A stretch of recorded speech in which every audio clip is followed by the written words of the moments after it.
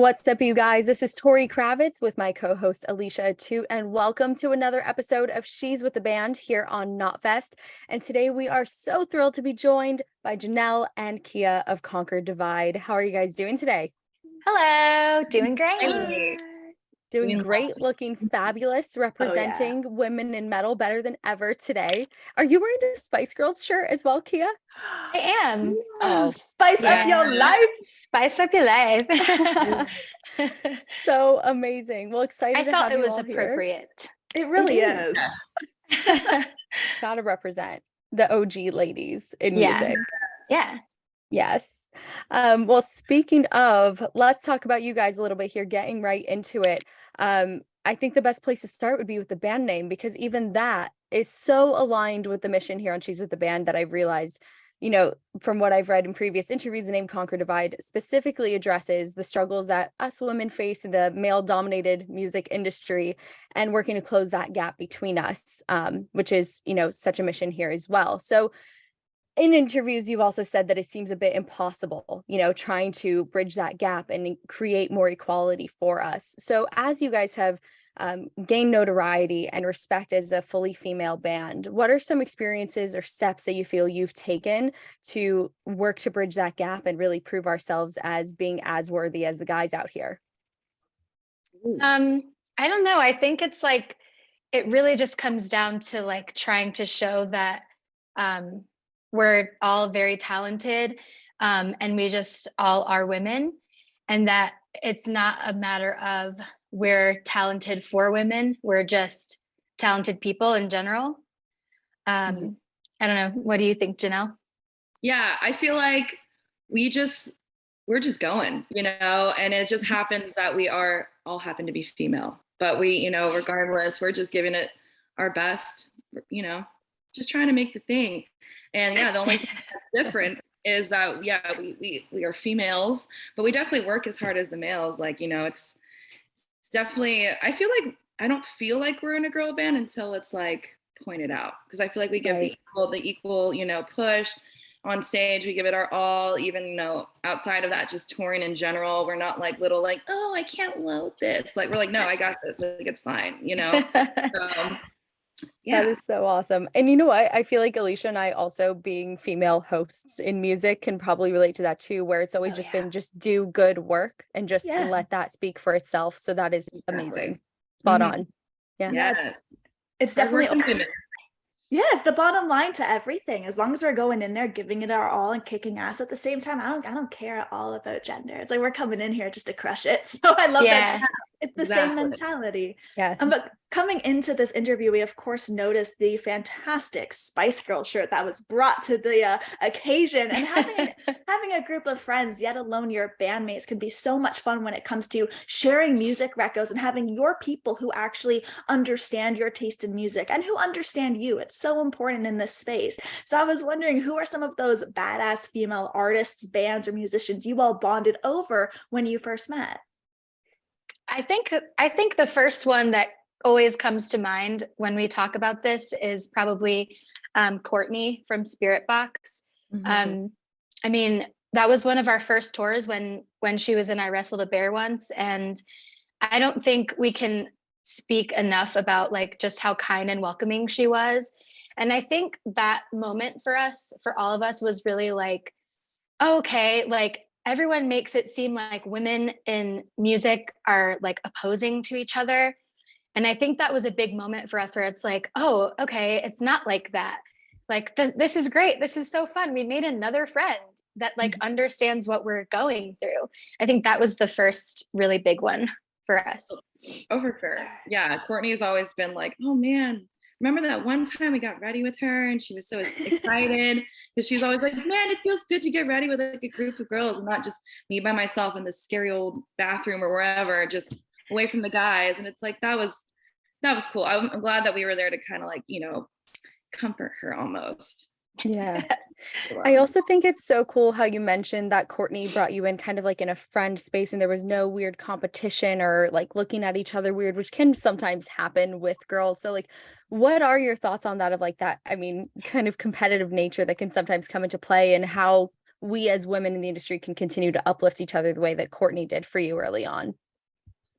I think one thing that we all try to do is like, if we notice anyone like trying to compare us with someone else in like a negative way, like, oh, you're like this person but better, I think we all, when we hear that, we shut it down immediately. Yeah. Like, no, we're not better, no one's better, we're all doing different things, and we are allowed to coexist together and support each other, and it doesn't have to be a competition. I know that we like go out of our way to make sure, like, if we hear it, it's like, no, don't say that around us.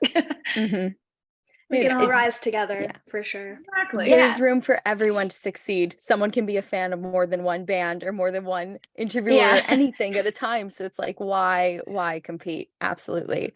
And I know in another interview, you guys had also mentioned Hayley Williams as an inspiration that, quote, embodies girl power and what that really means. So I would love to hear more on how you would define girl power and what you think that term means in terms of, being badass women in rock. Oh, wow. This is a good question. Yeah, these are all great. Thanks, guys. It's so different from like what we normally get asked, I think. And that's awesome. Cool. Wow. But I don't even know how to answer that. I feel like it kind of relates to like what we were saying earlier. Like girl power is just giving it like your all, like regardless, like just giving your full 1,000%, like just standing up for yourself, working as hard as the guys or even harder. Just for me, I guess it's more like just giving it your all, regardless. Yeah, I think for me, it's like being a boss, I guess. Like how Janelle said, like standing up for yourself. And like, I think it's really easy as women in any field, but especially in like a male dominated field, to kind of like suppress what you actually want in order to like appease what everyone else wants. And I think like girl power is kind of just being like, no, I know what our vision is. I know what we want to do. We know what we want to do. And we're allowed to say that. And like, it's hard because like a lot of us are told like growing up, like that makes you a bitch, and it's like, well, if that makes me a bitch, then I'm a bitch. I really like, as I've gotten older, I'm like, I don't care. Okay. Let us all be bitches if that's what it means. Yeah, that's fine. Cool with me. Did you find that happened quite a bit early on, where there were people, maybe executives, trying to shape shift you into being a certain thing as a band? Absolutely. Yeah. Oh yeah, absolutely. Then and now. Yeah, it still can happen sometimes. And we're really lucky that we have like a great team behind us that supports like our vision and like what we want to do and what we don't want to do. So yeah, it definitely can happen. I remember when we first started, I don't even know who it was on what side of, whether it was the band side or like the label side. I don't even remember what it was. I just remember at one point they were talking about us like kind of dressing a little more scantily clad, I guess. Wow. And we were just kind of like, no. Like, no, like I am all about it. I love dressing like a whore on the weekends. But like, I don't need that to like sell anything. Like, if I want to show my boobs, I'm going to show my boobs, but I'm going to do it because I want to do it and not because someone else wants me to do it. Yeah.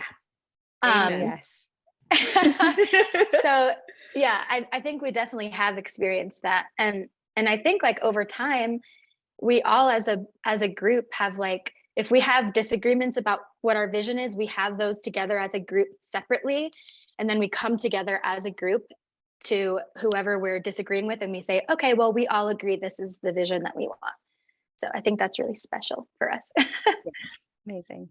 That was beautifully put. So related and so relatable too, because we've all been in that spotlight sense where you're being told, hey, dress this way, look this way, wear more makeup, wear less makeup. And it just got to a point, even I know Tori and I went through it too, where it's like, just fuck off. Like, we're here to do our own thing and be individuals and embrace that. Yeah. And you can tell just from the way you guys, I don't even want to use the phrase present yourselves on social media, just the way you post on social media. It feels very genuine.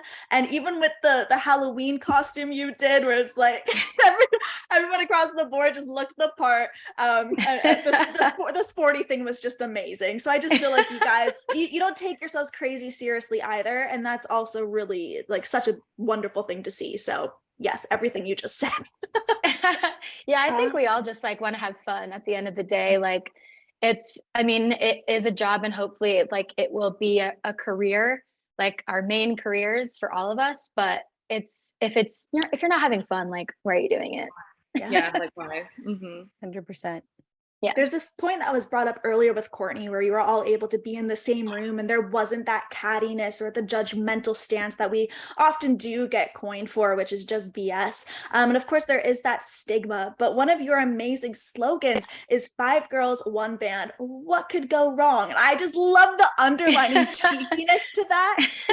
That's what that quote makes me feel and think about, the way people could think, oh, 5 girls in a room, like that's going to be horrible. So where did that saying come from, or what does it specifically mean to both of you? I mean, I think exactly what you just said. Like, okay. we all have, like, it ties back into like when we have disagreements, we talk about them separately and then we move forward as a unit, because people really do think that like, oh, they probably all hate each other, like, and like, I mean, I think that's what it means. Like, what could go wrong? Like, oh, it's everybody's worst fear. This is probably horrible, and actually it's not. Like I really do think we have to tone it down so much because we know everyone thinks there's going to be drama. So I honestly feel like most other, like, all guy bands have more drama than we do. For sure. Most likely. Yeah. Yeah. We just like know when to talk about it and have it be private, not public. But yeah, honestly, Kia always takes the words out of my mouth. So like everything I think, I'm just like, oh, yeah, she crossed the point. I'm so sorry. No, you're in my head. No, but we're the same brain. So our that's the best part. That's the best part Yeah. of it in relation Yeah. to that question. It's like clearly there's no bickering because you're on that same wavelength, that same frequency. We're the same Yeah. brain. We do It's have proven. the same brain. Truly. No, it's so awesome. And also, being in a metalcore band, what a genre to be in. And you've been in the scene since 2013. So although that's only 9 years, only 9 years, it's a long time, but for 9 years, the metalcore scene has changed so drastically, and especially in terms of people's outlooks towards women. I'm not going to name any names of any bands, but I'm sure if we think a little into it, misogynistic lyrics were a thing, and now there's zero tolerance for that. People are being held accountable for misconduct, and just there's more of a energy of uplifting women than there was 9 years ago. So how has your treatment at shows, online, and also in the industry changed for better or for worse, alongside these cultural shifts that we're seeing? I feel like we have less of the, wow, you guys are really good for girls. I feel like I don't hear that as much as we did when we were starting. It'd be like, wow, you guys are really good for a bunch of girls, or it was always like for girls. Yeah. But now it's just like, wow, y'all are so great. Like, you really played your ass off, and I really like your new single. They definitely leave out the for girls part of it. Yeah. Whereas back in the day, it was like every other comment, like, wow, Yeah. that's a great girl band. Wow, good for girls. Great show for girls. And it's like, now it's all, they see the talent and less, oh, a bunch of girls, As they Yeah. should. We definitely get it sometimes, but it's way, way less. Yeah. I think I can honestly, this last tour, I can only remember one person that said that. Someone said, oh, I saw it was all girls and I was kind of skeptical, but you guys actually did pretty good. They say that all the time. Thank you. What a terrible attempt at a compliment. I know, like, No. is that supposed to be nice? Like, So you really- backhanded, and they don't I even know. realize it. No idea. No Oh, idea. wow. If only they could hear how some of these dudes are out here playing. I know. Yeah. They're good for boys, they're an all boy band. Right. They're good Yeah, for boys. decent for guys. I will say though, this is like a double-edged sword for me. When we're like loading in all of our gear, because we don't have roadies or anything, like it's just us. We always instantly get like 3-4 guys out of nowhere. They're just like, let me help you. We're like, And sometimes I'm like, oh, my weak little arms, I can't do it. Please help me. And then sometimes I'm like, get the fuck out of the way. I got this. Yeah. Like Yeah. we were at one show and we were trying to decide like if we should take the drum boat in or if we should just take everything out of it and load it in. And a guy came over and was like, here, I'll grab this. And I was like, no, it's fine. And he's like, yeah, just move out of the way. I'll get it. And I was like, no, like, please go away. And he was like, fine, you can get it yourself. And I was like, okay, I will. well, have been. And it will be easy. It's fine. Yeah. Wow. It's always surprising to hear, but at the same time, I'm sure even for Tori hearing it, like we're not surprised. It's a baffling thing, and I hope eventually it'll all be gone. But that's a fingers crossed kind of thing, Yeah. But yeah, that's what's least, weird once about in a it. while. Once in a while, if you want to take advantage of the extra help, you know? Yeah, that's what's weird because it's like sometimes it's annoying and then sometimes it's like, oh, thank you so much. now I am a huge Electric Callboy fan, so when I saw that you had a feature on their new record with the Fuckboy collab, I was psyched. Being girls who are doing something bitching and in the spotlight, we know firsthand that DMs can kind of be a hilarious yet terrifying place. So speaking to the title of that track, one, how wild was it working with them? Because they're fantastic guys. And then second, do you all ever kind of just huddle up and discuss or laugh about the weird messages you get from the wild world of open direct messaging? Yeah, so working with them was amazing. We were obviously really bummed we couldn't do the tour with them. Right. I feel like everyone in their band is so cool. We all have kind of like the same sense of humor. It was so funny. Like at the shooting of the video, like they did their performance shots first. And then once they'd got all their shots in, we did ours. And after our first take, like everyone in the crowd there, like none of them know who we are. They're all there for Electric Callboy.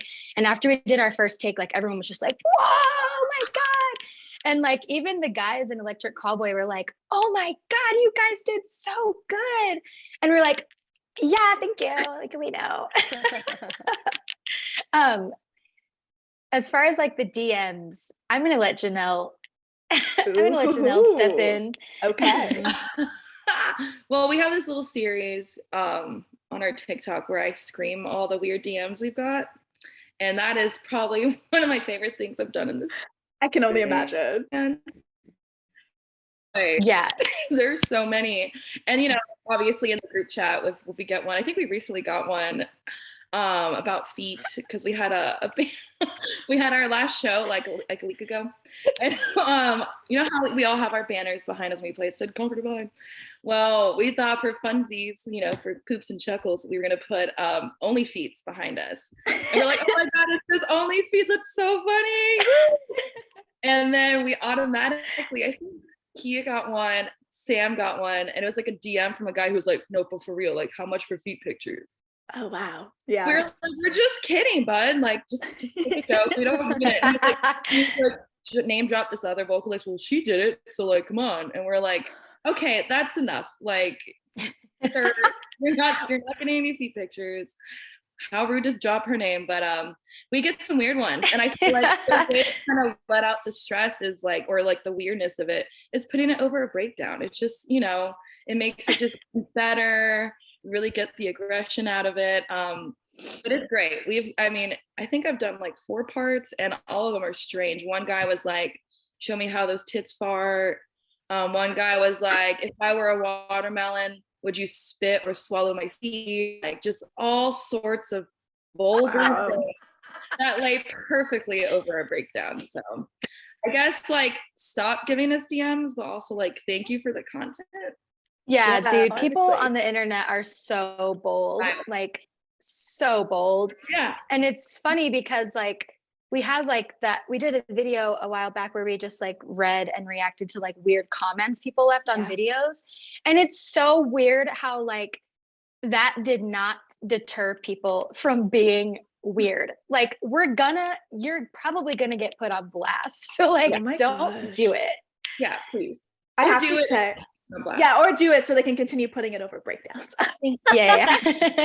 I'm not on TikTok, but now I have incentive to open my account back up just so I can simply watch you screaming these, because we get so many wild messages all of the time. But those ones, like the vulgar ones, are the ones that just hit where you almost have to laugh, thinking, what in your mind possessed you to pick up your phone, go to my page, type it, look at it, and then actually send through it? Be like, yeah, this sounds like a good idea to send to someone.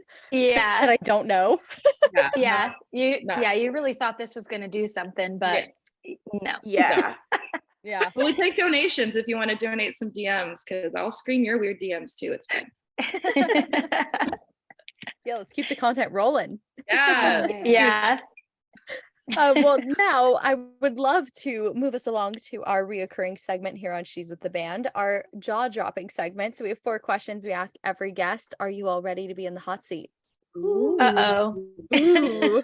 Ooh. Yes, I think. All right. Well, there's nothing too crazy. You guys got this. First one here is, what is the most jaw-dropping experience you've ever had at a live show?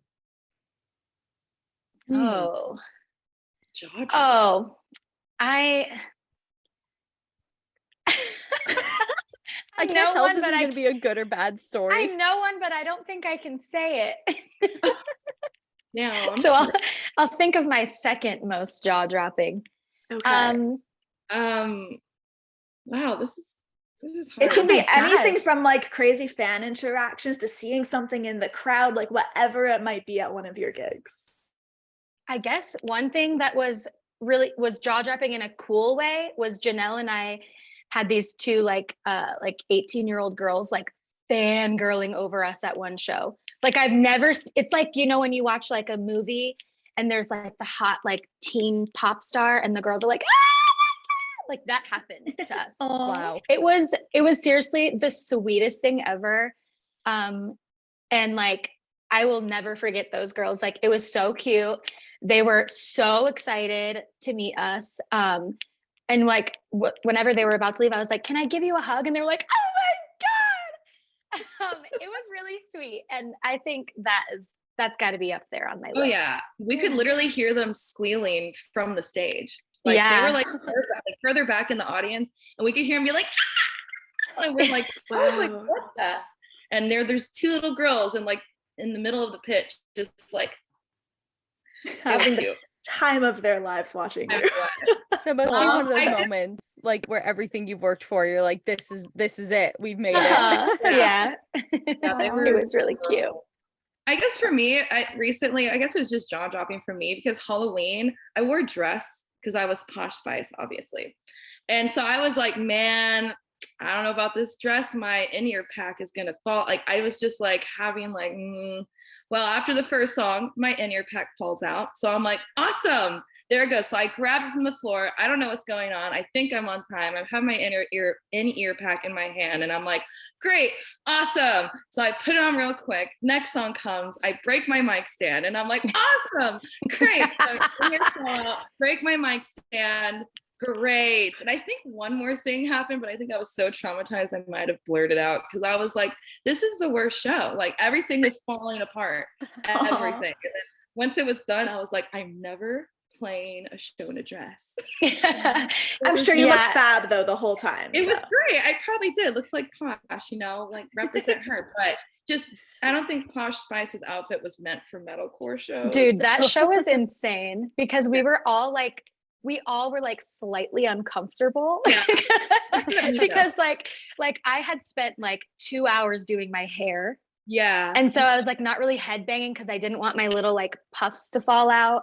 And then Janelle and Kristen were both wearing things that like they would normally never wear on stage. Kristen was wearing something she would literally never wear even off stage. Just in life. And then yeah. And then like Nico had his like bra padded with like stuffed with stuff. that show is insane. We were all just like in platforms and just like trying not to die. Almost falling over, and then everything just fell apart for me. So that was very jaw-dropping, I bet, for the audience. Just watching. I can imagine. Well, I'm glad that everyone was able to see another day in their platforms and answer this following question in terms of jaw-dropping moments. What would you say is the most jaw-dropping misstep early in your career, and what was the lesson that you ended up learning from it? Oh, I know what mine is. Okay. It was like when we first started playing shows. It was probably like only, I think we had done like one like 2-week tour, and then we had like a hometown show in Detroit. And it was like an emo night, and we were headlining, and all my friends were there, and I got like extremely drunk, like before we even played. Like the next day I woke up and I was like, I don't even remember playing our set. Like we had like a in our band group chat, like, Kia, this is unacceptable. I like watched a video of the set. I was so fucking embarrassed. It was horrible. But I now don't drink before we play. and even if my friends are there, I'm like, no, get away from me. So that really sucked, but it was a lesson that I needed to learn, because that was just ridiculous, unacceptable. And I'm so glad that I have grown as a person, and I'm not a little kid anymore who does stupid stuff like that. I feel that. I feel like I have a similar vibe. Like, you know, I'm kind of like the stoner of the group, right? But before, back in the day, I'd just be like, right before we play and everything. And then I'd go on stage and my voice is just as dry as the desert. We've both gotten a lot better about like taking care of our voices when we're on tour. Oh, yeah. Oh, for sure. So, hey. Yeah, I suppose you have to have a lot of stamina playing as many shows as you do and putting your all into it to embody full girl power. So, and sometimes those are those lessons you just got to learn the hard way. So we got unfortunately. And next one here we have for you, most jaw-dropping female artist that you would love to work with. Oh, for me, it's Hayley Williams. Easy. Okay. Easy. I would die though. I don't even know if I would. I would just pass away. I don't know, but that's easy for me. Easy peasy. You would be like the girls who came up to you at that gig, you know? I literally would be like, oh my God. See, I would say for sure as well, Hayley. But also now, just because like she's so cool. Obviously Courtney. I feel like our screams together on one song would be a match made in heaven, and I really want that to happen just because she's such a good vocalist and she's kitty butt making an appearance. Love it. But yeah, I would say definitely Courtney, because I feel like our screaming styles would make beautiful breakdowns together now. Definitely. Yeah. No, I love hearing that. And as you said, making beautiful breakdowns together, because I heard the B coming through. I just heard like make beautiful musical babies in my mind. I was like, yeah, that's true too. That's what I heard too. I was like, oh yeah. Yeah. Saucy. Well, last but not least for this segment, what would you say is the most jaw-dropping misconception about yourself that you wish people understood? And I'm a guy. I get that a lot. People are like, wow, this is a really great female-fronted band. The Screamer, he's awesome. And I've even had like I've had this, I remember we were playing many years ago in like Cincinnati, and these group of like 14-year-old boys comes up, and they're because at the time we had like a band picture on one of our shirts, and they're looking at really confused, like, nah, dude, like, nah. And I'm sitting there at the merch table like, what are these kiddos talking about? They're like, nah, dude, I swear he's a guy. And he's like, no, but they're all girls. He's like, dude, no, the Screamer is a guy, bro. Like, I swear, the Screamer is a dude. And I was like, oh, y'all looking at the band shirts? He's like, yeah, like, just trying to tell him, like, you know, y'all Screamer is a guy. And I was like, hi, I'm Janelle. I scream for Conquer Divide. The look on their faces was like pure, utter embarrassment and shock. They were like, wow. Oh, okay. And I was like, it's okay, little niños. It's fine. Like, I understand. But I just feel like I get that a lot. Like, wow, singer's great. Sounds like Hayley Williams. The guy, the Screamer's great too. And I'm like, but I'm a girl. Set the record straight for sure. I know. Like I'm a girl, right? I think in person, for me, it's the same thing. Cause like, I'm kind of like in charge of the merch and stuff. And that's not to say I do it by myself, because Janelle helps a lot, like a lot. But I'm like, usually when I come in, like everyone just assumes I'm the merch girl. And also online, like I'm so sick of people saying that the singers like don't help load in. That's such bullshit. We do help. Like, a lot. I'm so sick of that stigma that like the front women don't do anything, because it's not true. Not So true at stop all. saying that. That's a good I'm dying to one. know where that came from, because any band I know, everyone seems to put in their equal weight. So Yeah. glad we're saying that Yeah. one straight too. Yeah, like and it's not even just our band now. It's like every band. They're like, oh, the front man doesn't help do anything. It's like, whatever, fuck you guys. Yeah. We do help. Oh, I feel like there's so many moments throughout this interview where it's just like, everyone salute. Yeah. That's Really? probably me like 90% of the time in life. We would this feel is that the way. energy. This is what we're trying to cultivate. Get it all out. All This the is a safe time. space. So Yes. I do believe, I feel like we got this more in our earlier days, but when we would set up, people would think Kia was a screamer and I was a singer. Oh yeah. A lot. And they're like, what do you sing? I'm like, no. And you know why I think it is because like Janelle usually dresses more feminine than I do, and I usually dress a little bit more like masculine. And so when you look at us next to each other, like I can understand why people think that, but also it's like, why do I have to be all girly just to like have the voice of an angel? Like, yeah. Yeah. And I can like dress up and still be brutal and scream like, yeah. Hell yeah. Do that one more time for me, please. It's fine, Natasha, Leo, whatever. What? What's good? Thanks. Yeah, I've been practicing a little bit. She has been practicing. That's really good. Are there any other impressions you'd like to lay out there before we say our goodbye? Because that was really good. Hey, Peter. Hey, I'm Joe. He likes this one. I do like this one. That one's my favorite. Big fan. Big fan. Yes, I love it. Well, we just want to say thank you so much for taking the time to come on, for sharing your stories and just being so open and having fun. That's what we want this podcast to be about. And the fact we were able to have both Janelle and Kia on from Conquer Divide, we are very grateful. So thank you very much. And to everybody watching, this has been Alicia Atout, and of course, my lovely co-host, Tori Kravitz on She's With the Band. We will see you all next week, and be sure to hit up notfest.com and Notfest Radio for all of our exclusive and other upcoming interviews. Bye, everybody. Bye. Bye.